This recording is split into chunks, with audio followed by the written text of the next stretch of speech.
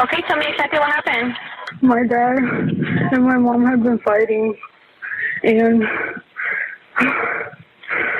my mom started screaming, and my dad shot her.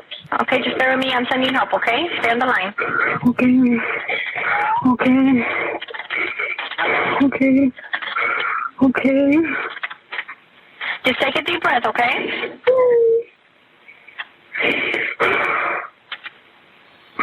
I can't believe this. The little boy and his adult sibling ran to a neighbor's house to get help and make the call. Thankfully, both children were unharmed.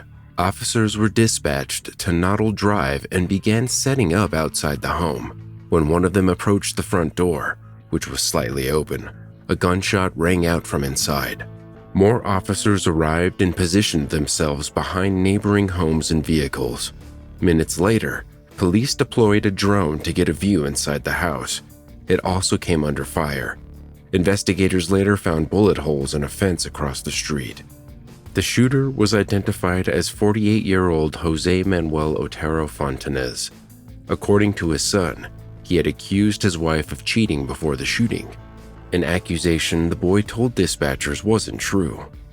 Officers established contact with Otero Fontanez by phone, and a crisis negotiator eventually convinced him to surrender. He walked out and was taken into custody without further incident. When officers searched the home, they found several spent shell casings leading to an upstairs bathroom. 44-year-old Lisbeth Figueroa Guzman was found dead. She had been shot multiple times. Otero Fontanez was officially charged with murder and later faced additional charges for trying to kill 2 police officers. He remains in custody without bond.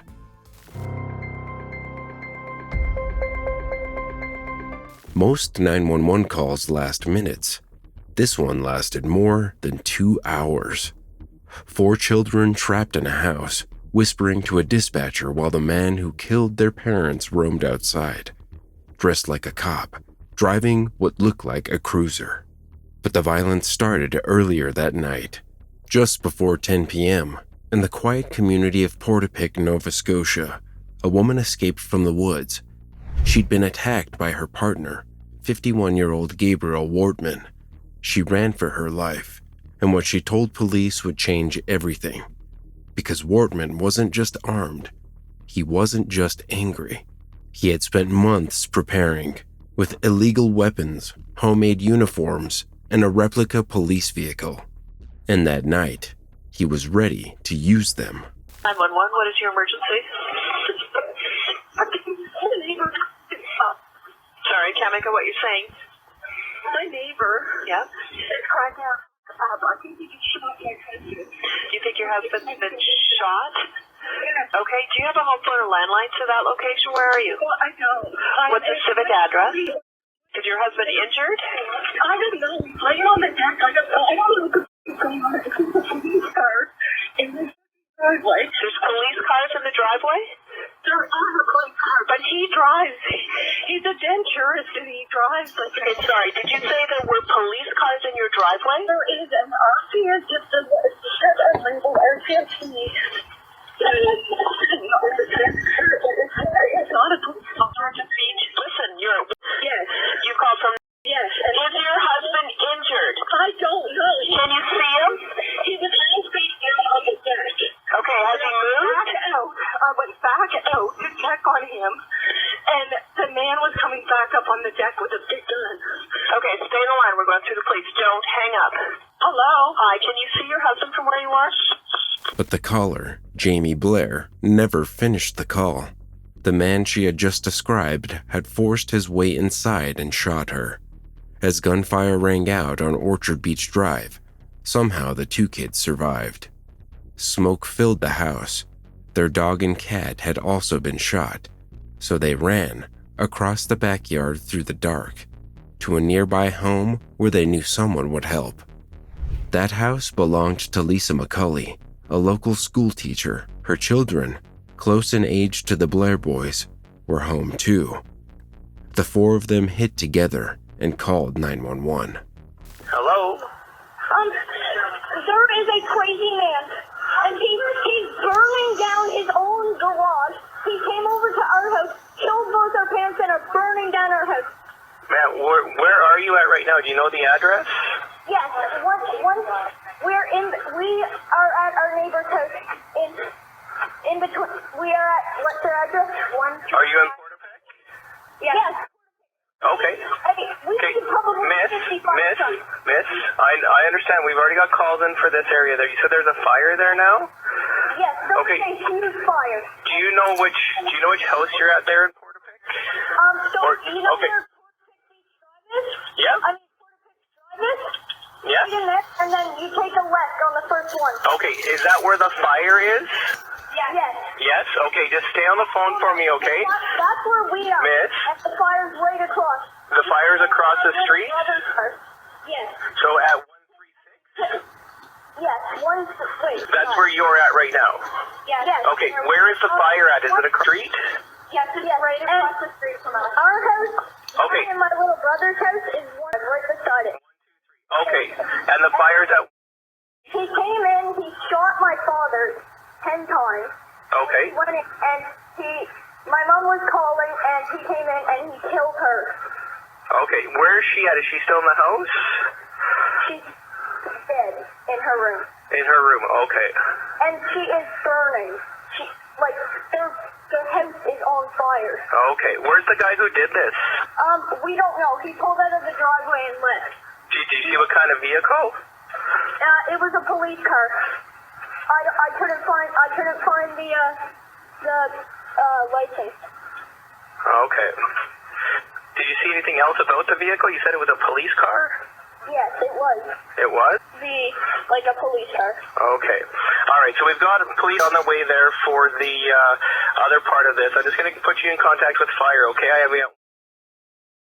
And they shot our dog, and half of our dog is missing. Okay. 135 Orchard Beach Drive in Portapic, Colchester County, right? Yes. Okay. And do you have a cell phone number or a number that we can get to? No. Alex, what's your phone number? I don't have a phone. We don't have one. Her mom went over there, and she hasn't came back. Okay. We don't know where our little brothers are. They went outside, Okay. I guess. All right. But you don't have a phone number or anything? No, we don't. No. Okay. All right. Just stay on the phone for me, okay? I'm gonna put you through the fire for a second, okay? Okay. It's 911 Truro for Bass River Fire. Yeah. All right. So we've got a fire. She doesn't have a callback number. There was an incident there with a shooting and everything involved, so there are police and ambulance going there as well, but the house was also lit on fire. Miss, just one moment, please. Okay, the secure for fire to go in? Not at this point. We're still getting all of the other resources there. Call me back when it's secure that we can send fire over. Okay. Perfect. All right, we'll do. Thanks for our thanks. Bye. Hi, ma'am. Miss, you still there? Sir. It's a sir.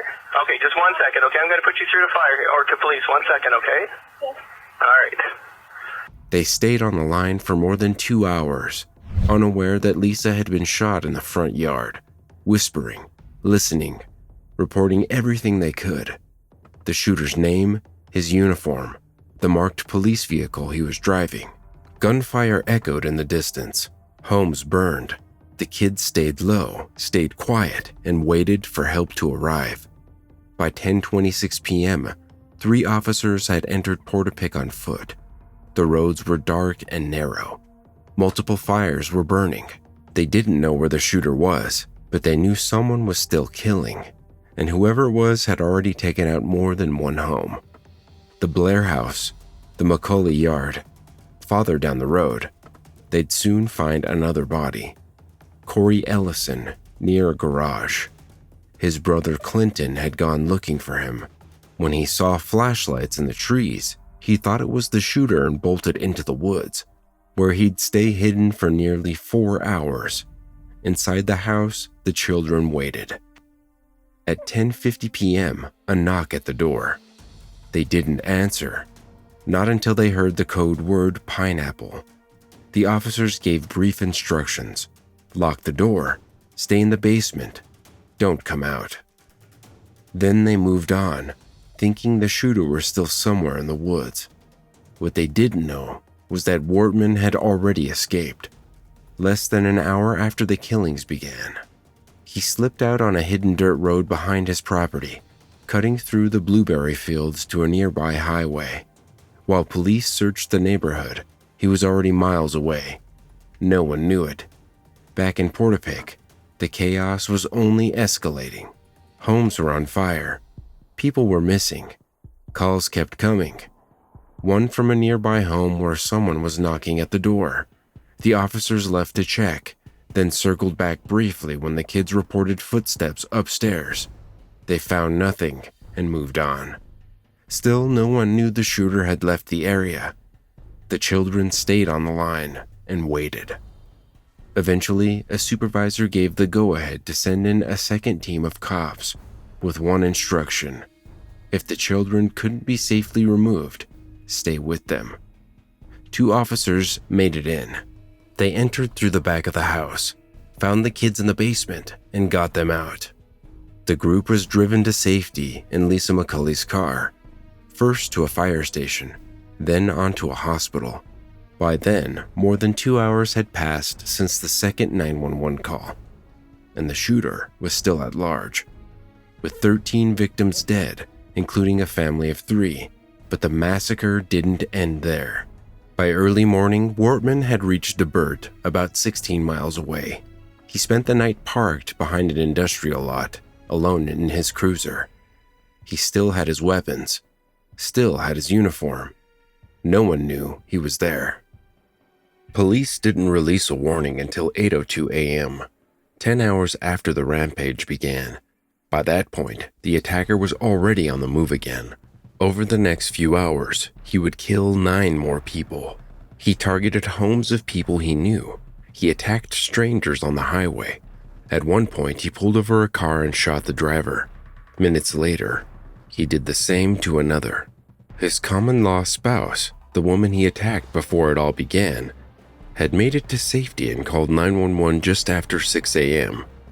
She told police everything: his disguise, his vehicle, the weapons.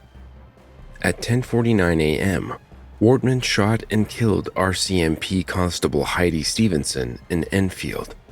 A bystander tried to intervene. He was killed too. Wortman stole his vehicle, then later switched cars again. At 11:26 a.m., he pulled into a gas station. Police officers were already there and immediately recognized him. They opened fire, shooting and killing Gabriel Wortman at the scene. After the nearly 13-hour rampage, 22 people were dead, including a pregnant woman and a retired nurse out for a morning walk.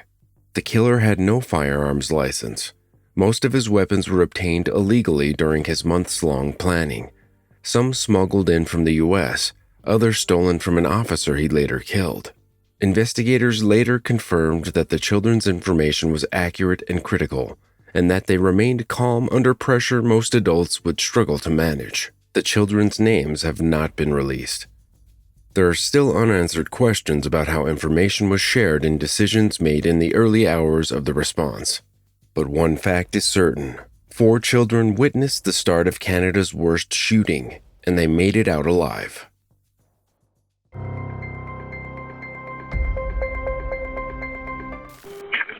Albuquerque 911, operator 2590. Where is your emergency? That's for you, Marty. You know why? Because I don't want you to be having problems in your life. That's why I'm trying to teach you now that you're young.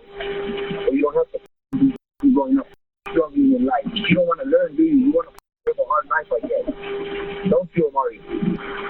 Now!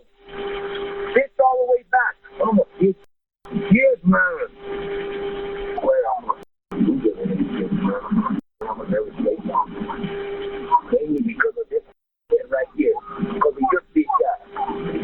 You make everybody sick around you, Marty. Everybody. You make me and your mom sick, man. What's up, man? That's Marty, man. You just like spicy of all cops for everything, Marty. I really wish we could get rid of you, Marty. I really do, man. Or I can get rid of myself. Come on! If your mom, she didn't do it on. Hey, she didn't do it on purpose. You don't learn, do you? It's all me. It's not on nothing now. It doesn't matter since you don't know how to be your dick right in there.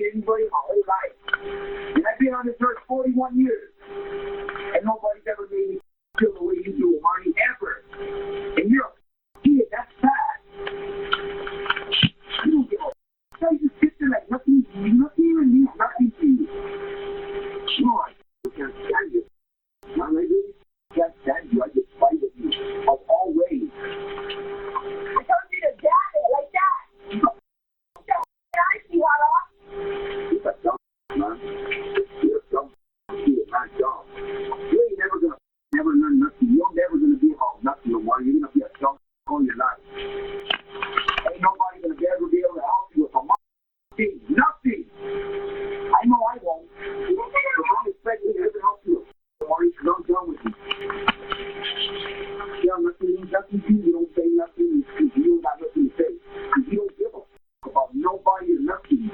Do you? There's that you not know how to talk. That's why you have this in there. Do that. If you try to make me cry, go hard. If you show you to cry and scream hard. Hard. Oh, you got? And what do you call it then, huh?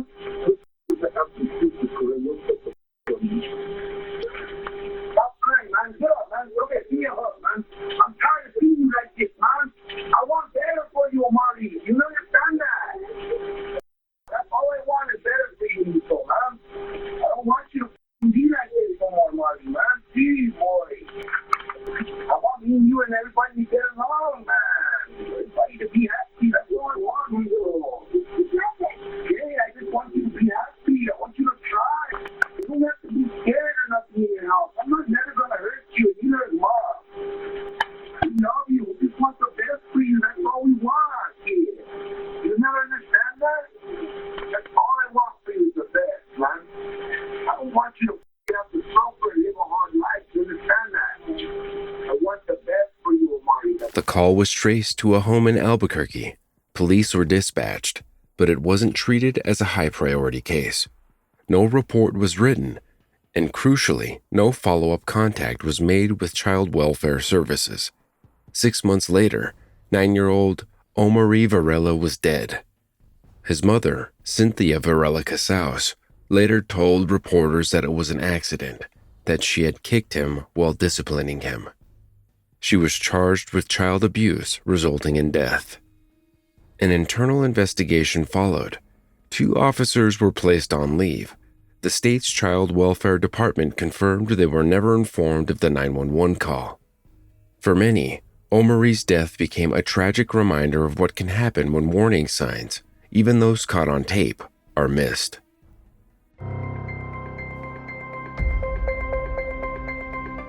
Hello? Can you hear me? Yeah. Hi, yeah, are you alright? Yeah. What's happened? Eating a bit of my lunch. You're eating a bit of your lunch? Yeah. Oh, okay. Are you alright though? Yeah. Yeah? Who's with you? Where's Mummy? On the floor. On the floor? Yeah. Is she breathing? Yeah. Yeah, can she talk? No. No? How old are you? 4. 4. Okay. Is your dad there? No. No, where's Daddy? What? At work. Alright, what's Mummy's name? Wait, please. Rachel? Yeah. And what's your name? Maya. Did Mummy fall over? Yeah. She's fallen over, is she? Is she sleeping? Yeah. Is Mum talking? Pardon? I was talking now. She's talking now. Talking now. What's she saying? Her said, help for me. She's saying to get help for her. Do you know where your front... My mummy. Sorry? My mummy. I'm going to help... Yeah, I'm going to help your mummy, don't worry. Do you know where your front door is? It's behind my mummy. Somebody's going to be knocking on the door shortly, and when they do, if you open it for them, okay? Okay. Alright, and you stay on the phone with me until we get there. Okay. Yeah? Yeah. Okay. Do you see the police car? Yeah. Yes, I can see it now. Okay. Yeah. I am with her now. Alright, thank you. Thank you so much. Bye. At just 4 years old, Maya Bentley had only recently learned how to dial 999. It was part of a school safety lesson, something she'd mentioned to her mom a few days earlier without much thought. But when Maya found her mother unconscious to the floor of their hallway, she didn't hesitate.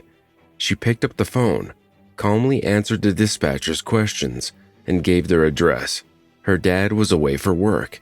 She was alone. Maya's mother, Rachel Lang, suffers from a neurological disorder that causes seizure-like episodes. On that October evening, one of those episodes left her unresponsive. According to Rachel, she has little memory of what happened. What she does know is that her daughter stayed calm, answered every question, and opened the door when help arrived. The responder on the line, Paul Dawes, later said Maya was impressive, not just for calling, but for how clearly she communicated what had happened. Rachel was taken to hospital and recovered from the episode. She later said, "I couldn't believe it. I didn't know she knew how to do that." In December, Maya was presented with a bravery certificate by Hampshire police, something that's only made her more determined to become a police officer herself one day. For more True 911 calls, watch this episode next.